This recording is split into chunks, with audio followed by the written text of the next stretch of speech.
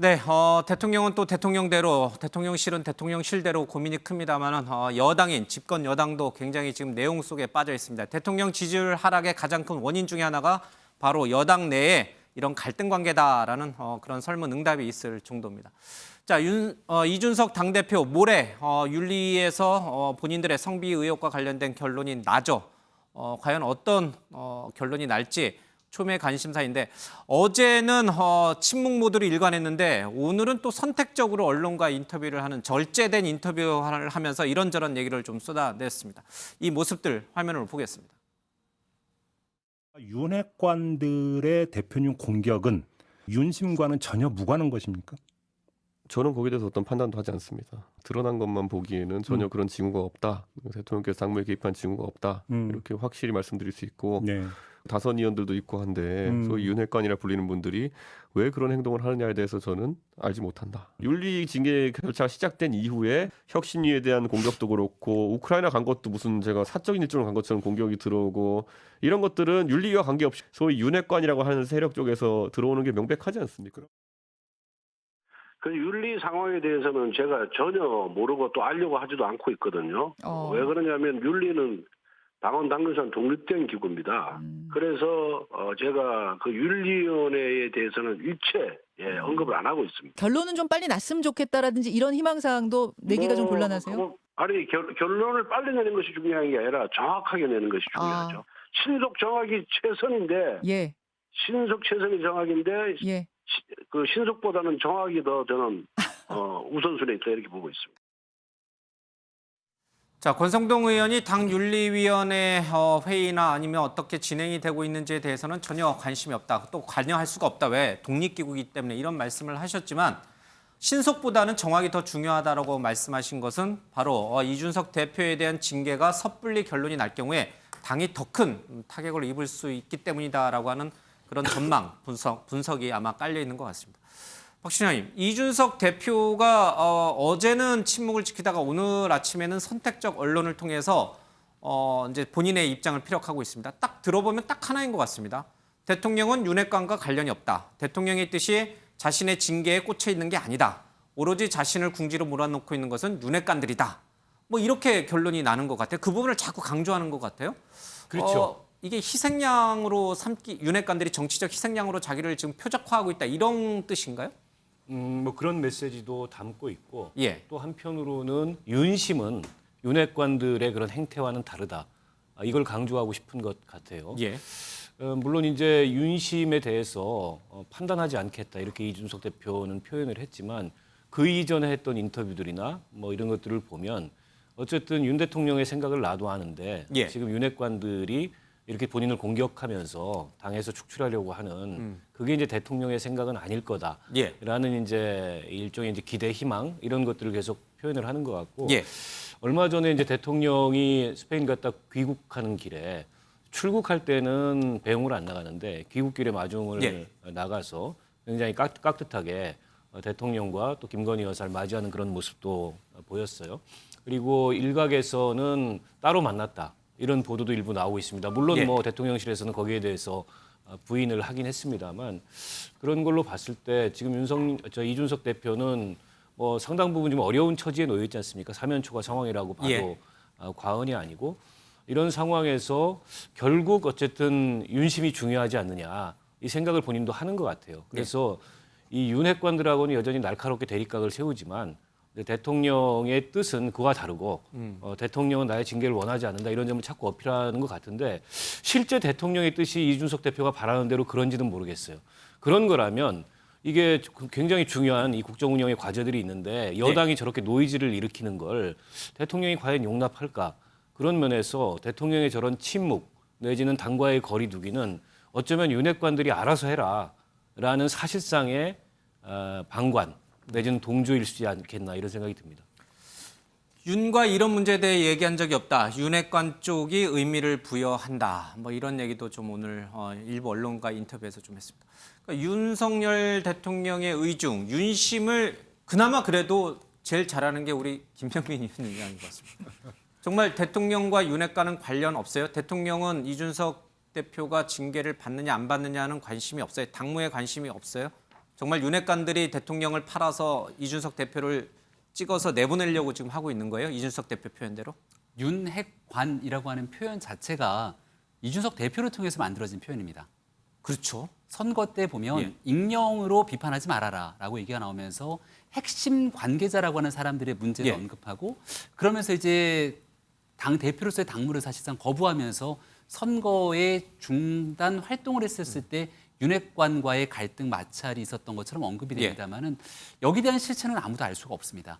이준석 대표의 주장만이 있을 뿐이고 이준석 대표의 주장 이후 그 사건이 맞는지 아닌지에 대한 진실을 규명하려면 예. 당내에서 보다 많은 훨씬 더 어려운 절차들을 거칠 수밖에 없겠죠. 정치는 수사처럼 법률적으로 딱 맞아떨어지는 내용들을 검증하고 규명하는 일이 아니기 때문에 정무적인 판단을 통해서 갈등을 해소하고 풀어나가야 됩니다. 더군다나 당 대표라고 하는 직위에 있는 사람은 당내에 있는 무수히 많은 사람들의 다른 이해관계들을 조정하기 노력을 해야 되는데 예. 당내에 있는 인사를 윤핵관으로 규정을 시켜놓고 그 윤핵관이 나를 공격한다라고 프레임을 잡는 순간부터 약자 프레임. 예. 당이 훨씬 더 수렁에 빠져들 수밖에 없는 것이고 윤핵관이라고 하는 용어 자체가 윤석열 대통령을 끌어들이는 단어로 규정될 수 있는 것 아니겠습니까? 대한민국의 대통령은 지금 현재 있는 각종 현안들을 풀어내기 위해서 많은 고민들이 있을 것이고 당과 대통령실이 관계를 풀어내기 위해서는 이 현안 사안들을 풀어내기 위한 당은 어떠한 협력과 지원들이 있을 예. 것인가를 놓고 고민해야 되는데 이런 당대표의 윤리위 문제 등에 대한 지역적인 내용을 대통령이 신경 쓰는 것처럼 언급한다는 것 자체가 국정에 상당한 부담을 줄 수 있는 거라 생각하기 때문에 윤핵관이라는 용어를 쓰는 것과 여기에 대통령을 끌어들이면서 언급하는 것 자체 두 가지 모두의 문제가 있다고 생각합니다. 예. 이준석 대표 입장에서 보면은 친윤계 또 윤핵관이 자신을 공격하고 있는데 지금 말씀하신 것처럼 윤핵관이란 용어는 이준석 대표가 만들어낸 얘기고 대통령은 자신은 당무에 관심이 없다, 당무에 개입하지 않는다라고 분명히 선을 그었습니다. 그런데도 왜 이준석 대표는 윤핵관, 친윤계가 자기를 몰아붙인다, 사면 초과에 고립시키려고 한다 이렇게 생각하고 있는 걸까요? 아마 이 때문일지도 모르겠습니다. 배현진 최고위원이 연일 윤리 문제와 관련해서 자신을 공격하고 있기 때문입니다. 들어보겠습니다. 배현진 최고가 어제 그러니까 그 최고위 회의 보이콧을 선언을 했는데요. 어떻게 받아들이세요? 뭐 잘 모르겠습니다. 본인이 나오기 싫다는데 뭐라고 하겠습니까? 결국은 우리 이준석 대표를 비토하는 거 아닙니까? 메시지는 그런 거 아닌가요? 뭐 할 수 있죠, 뭐. 근데 왜 그러니까 사이가 그렇게 안 좋으십니까? 뭐 저는 사이 안 좋을 거 딱히 없고요. 예. 근데 저는 제가 얘기했듯이 배현진 최고위원이 최근에 아까 말했던 그 사조직 비판을 네, 맞아요. 필두에서 하지 예, 않았습니까? 예, 예. 본인이 이제 혁신위는 사조직이라는 취지로 발언을 했고 지금 보니까 아니잖아요. 아마 좀 그런 결과론적으로 봤을 때 좀 민망한 부분이 있지 않을까. 자, 이게 두 분의 개인적인 감정, 개인적인 호불호 때문에 생긴 일이라면 그냥 그렇게 두 분 사이가 그렇게 별로 보기 안 좋구나. 물론 이제 이준석 대표는 안 좋지 않다라고 얘기는 했습니다만. 그런데 이 지금 배현진 최고위원이 이른바 신친윤계, 신윤핵관 쪽으로 분류가 되면서 이준석 대표 입장에서 보면 윤핵관 전체가 자신을 좀 몰아붙인다 이렇게 얘기를 하고 있는 것 같습니다. 권성동 의원도 그렇고 장제원 의원도 그렇고 대놓고 윤리 문제와 관련해서 자신에 대해서 언급을 하지 않고 있는데 신친윤계로 분리되는 배현진 최고위원만이 윤리 문제와 관련해서 자신을 계속 공격하고 있습니다. 뭐 본인이 나오기 싫다는데 뭐라 하겠나 이런 표현도 했고요. 이제 보이콧과 관련해서 뭐 딱히 안 좋을 것 없다 이런 얘기도 좀 했고 배현진 최고 입장에서 보면은 자신이 성비가 없으면 없다라고 딱 잘라 말하면 될 일인데 뭘 그렇게 이렇게 구질구질하게 하느냐라는 식으로 또 비판하고 있습니다. 자, 장 교수님, 배현진 최고위원이 유독 자신의 성비위 의혹, 윤리 문제와 관련해서 자신을 공격하니까 이준석 대표 입장에서는 윤핵관들이 친윤계가 나를 윤리를 통해서 제거하려고 한다 이렇게 생각하는 건가요? 그렇게 생각할 수가 있겠죠. 그러니까 배현진 최고가 갑자기 이준석 대표에 대해서 공격을 심하게 하는 것은 여러 가지 의도가 있어 보여요. 예. 그러니까 본인이 2024년도에 윤핵관들의 인정을 받아서 지역구를 지키고 공천을 받겠다. 그래서 재선 의원이 되고 싶다. 그런 의지도 있을 것 같고요. 예. 또한 본인은 이렇게 얘기를 하죠. 이준석 대표가 잘못된 행동을 하고 있기 때문에 나는 당을 위해서 건전한 비판을 하고 있다라고 얘기를 하는데 저는 배현진 최고가 상당히 부적절한 말과 행동을 하고 있다라고 말씀드릴 수밖에 없습니다. 최고위원회의 때 저런 악수 문제와 어깨를 치는 모습도 좀 여당의 최고위원 회의 때 저런 모습을 보이는 것 자체가 너무 좀 우스꽝스럽다라고 말씀드릴 수밖에 없고요. 또한 배현진 최고가 이준석 대표한테 나 뜨거운 얘기 해명부터 해라 라고 얘기를 하고 있는데 이준석 대표는 일관되게 나는 그런 일이 없다라고 계속 얘기를 하고 있어요. 그런 점에 대해서 지금 경찰 조사가 진행되고 있고 경찰 조사가 진행되고 난 다음에 윤리위원회를 통해서 징계할 게 있으면 징계하는 게 맞지 지금 어떤 제보라든지 특정 유튜버가 제기했던 문제에 대해서 집권여당 당대표를 제거하듯이 징계를 하겠다라고 지금 움직임이 보이는 것은 다른 정치적인 의도와 사심이 들어가 있는 것이 아니냐라는 좀 생각이 듭니다. 그래서 지금 상당히 부적절한 일들이 집권여당에서 보여지고 있고 자칫 잘못하면 7월 7일이 집권여당의 여러 가지 일들의 가장 큰 분기점이 될 수가 있어 보여서 상당히 우려스럽게 지금 지켜보고 있습니다. 그 얘기는 뭡니까? 이렇게 당이 쪼개질 수 있다는 얘기예요? 아니면 당이 뭐 이준석 대표가 뭐 당을 탈당을 해서 새로운 정당을 만들고 이런 형태는 안 될 건데 이준석 대표가 기본적으로 20, 30대 젊은 층, 특히 남성들의 지지를 강하게 받고 있다라는 점 때문에 20, 30대가 자칫 잘못하면 국민의힘에 대한 지지를 철회할 수도 있고 이준석 대표를 지지하는 다른 그룹들에서는 윤핵관들이 이거 잘못된 행동, 이거는 잘못됐어라고 지지층이 또 분열될 수도 있다고 보여져요. 집권 여당의 지지층이 분열된다라는 것 자체가 윤석열 대통령에게는 국정 운영하는데 상당히 부담이 될 수밖에 없습니다. 그래서 저는 거듭 말씀드리는데 성상납 받았으면은요 범죄로서 당연히 처벌 받아야 돼요. 하지만 그것이 경찰 조사가 진행 중이기 때문에 그 결과를 보고 난 다음에 윤리위가 징계 여부를 결정하는 것이 맞다라고 말씀드립니다. 그러면 경찰 조사 결과 나올 때까지 그러면 7일 날 예정됐던 윤리위도 또 연기할 수 있는 거예요? 제가 예측하기에는 7월 7일 날 이준석 대표에 대한 징계가 확정되지 않을 가능성이 높아요. 왜냐하면은 또 미뤄질 수가 있다. 네, 왜냐하면 그날 이준석 대표가 나와서 해명과 소명을 하겠다고 하잖아요. 해명과 소명이 윤리위원회에서 지금 갖고 있는 여러 가지 증거 자료들과 상충될 수가 있어요. 그럼 이것을 그 하루에 몇 시간 동안 논의를 해서 집권여당 당대표를 쫓아낸다? 이것은 여러 가지로 절차상으로 시간적으로 부적절해 보인다라는 생각이 있고 거듭 말씀드렸지만 경찰 조사가 끝나지 않았고요. 또한 지금 집권여당의 지지율도 떨어지고 있고 대통령 지지율도 하락하고 있고 여러 가지 비판이 나오고 있는 상황에서 당대표를 지금 쫓아내듯이 징계를 하는 것이 정무적인 판단을 해봤을 때 옳은 것이냐라는 것에 대한 판단이 있을 수 있을 것 같아요. 그래서 일단은 그날은 징계를 안 하고 경찰 조사를 보고 나서 다시 한번 징계를 하겠다라고 결론 날 가능성이 높습니다. 알겠습니다. 근데 그거를 연기할지 아니면 그날 결론을 낼지는 윤리위원장이 결정하는 건데 그렇죠. 우리 장 교수님 왜 다른 매체 인터뷰에서는 권성동 원내대표가 키맨이다 이런 얘기를 하셨어요. 권성동 원내대표는 아까 들으셨지만 윤리 문제는 독립기구이기 때문에 자기가 관여하지 않는다고 얘기했잖아요. 근데 멘트를 정확히 보셔야죠. 신속하게 징계를 결정하는 것보다는 정확하게 해야 된다. 사실관계를 정확하게 판단을 해야 된다라는 것으로 보여지고요. 권성동 원내대표 같은 경우에는 윤핵관 중에 정말 핵심 관계자 아니겠습니까? 원내대표를 맡고 있는 저분의 정치적인 미래와 이준석 대표의 지금 정치적인 위상이 연동되어 있어요. 그런 점에서 일찌감치 미리 임기를 채우지 못하고 이준석 대표가 그만두는 것에 대해서는 다른 생각을 갖고 있다라고 제가 생각을 하는 겁니다. 알겠습니다. 자, 이준석 대표에게는 오늘 또 하나의 악재가 될까요? 그래서 모르겠습니다. 어쨌든 지금 상납을 했다라고 하는 아이카이스트의 김성진 대표의 변호인 이 김소연 씨인데요. 이분이 오늘 또 중요한 얘기를 좀 했습니다. 오늘 김성진 씨가 경찰에서 이 감옥에 있는 상태에서 2차 조사를 받았는데 여기에서 이 이준석 대표가 성접대를 받았다는 결정적인 또 2차 증거가 있다 이런 얘기를 좀 했습니다. 당시에 박근혜 대통령 이름이 새겨진 시계가 전달이 됐다라고 얘기를 하고 있고 이준석 대표는 8월 15일 날 이게 뭐 배포된 시계가 어떻게 당일 날 이쪽으로 건너갈 수 있겠냐 그렇게 빨리 신속하게 넘어갈 수 있느냐라면서 거짓이다라고 이제 주장하고 있는 것 같습니다.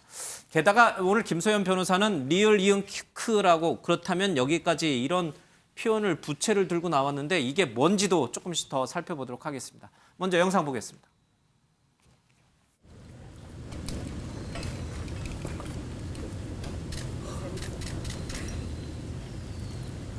마이크 앞으로 좀 오세요. 마이크 앞으로. 김성진 대표 회사의 핵심 개발자였던 직원이 그쯤에 김성진 대표로부터 받아서 보관하고 있던 박근혜 대통령 시계 사진을 저에게 보내왔습니다. 그 흔히 알고 있는 청와대 그 공장에서 이렇게 주문 제작한 청와대 사진이 아니라 박근혜 이름이 적혀 있는 박근혜 대통령 성함이 적혀 있는 그 대통령 시계가 사진이 지금 오늘 아침에 제가 전달을 받은 게 있어서 그와 관련해서도 오늘 진술이 이루어질 것입니다. 그 시계가 이 시계인가 확인을 한 다음에 제가 저녁 때 언론인분들께 시계 사진과 함께 낱낱이 공개해드리도록 하겠습니다. 예, 성접대가 이뤄졌다는 결정적 증거라고 불리는 박근혜 시계. 그러니까 이제 김성진 아이카이스트 대표가 박근혜 대통령 이름이 새겨진 시계를 좀 갖고 싶었나 봐요. 그걸 좀 이준석 대표에게 구해달라고 부탁을 했고 이준석 대표가 성접대 받는 날 그거를 이제 이 아이카이스트 김성진 대표에게 전달을 했다라는 얘기가 바로 김소연 변호사의 주장인데 이준석 대표는 지금 화면에 나옵니다만 이런 식으로 시간상 절대 있을 수 없는 일이다 이렇게 이제 부인하고 있습니다. 박준혜, 이 어떻게 그 김소연 변호사가 오늘 이거는 두 분의 얘기가 서로 상충하고 있기 때문에 제가 경찰도 아니고 이거 누구 말이 맞는지 잘 모르겠어요. 이 방송에서 제가 네 분에게 물어봐도 네 분도 모르실 것 같고 그래서 이 부분은 조금 넘어가도록 하고 그 부채에 써져 있던 리얼 이응 크크 이제는 여기까지 그 말은 뭐예요? 저거를 왜 김소연 변호사가 이렇게 더우면서 연신 붙이는 부채에 저 문구를 써갖고 온 거예요? 저분은? 저게 아마 예. 제가 기억하기로는 그 대선 과정에서 예. 이준석 대표가 윤핵관들하고 갈등을 빚으면서 가출을 했었잖아요. 예. 그 무렵에 SNS에 적었던 메시지였던 것 같아요. 그래서 저게 정확하게 어떤 상황을 저렇게 묘사했는지는 모르겠지만 어쨌든 당대표인데 예. 당대표 패싱도 일어나고 그리고 본인이 생각하는 필승 전략하고는 다른 이제 선거운동이 진행되고 있다라는 데 문제의식을 느껴서 상당한 갈등을 빚었지 않습니까? 그때 아마 썼던 메시지를 지금 이제 김소연 변호사는 단순히 변호사 차원을 넘어서서 정치적으로 이준석 대표를 저격하고 있는 그런 분이잖아요. 그래서 일종의 이제 저격용 메시지로 저걸 들고 나온 게 아닌가 싶습니다. 그래서 우리 제작진들이 다 찾아봤어요.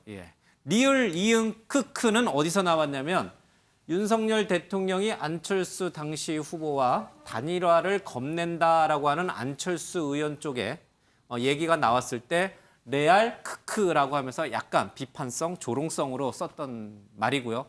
그렇다면 여기까지입니다라는 얘기는 말씀하신 대로 이준석 대표가 선대위에서 총괄로 열심히 하고 있는데 김종인 전 비대위원장을 모시자고 하는 얘기도 이 윤석열 대통령 측에서 안 들어주고 또 이 누구죠? 경기대 우리 김수정 교수님. 이수정 교수. 예, 이수정 교수라든지 이렇게 이제 약간 페미니즘적 경향이 있는 분들을 영입했을 때 자신의 반대했음에도 불구하고 그렇게 하는 것과 관련해서 그렇다면 자기가 이제 그만두겠다라는 식으로 해서 우리 박 총장이 말씀하신 대로 제주도인지 울산인지 내려갈 때 이제 했던 얘기입니다.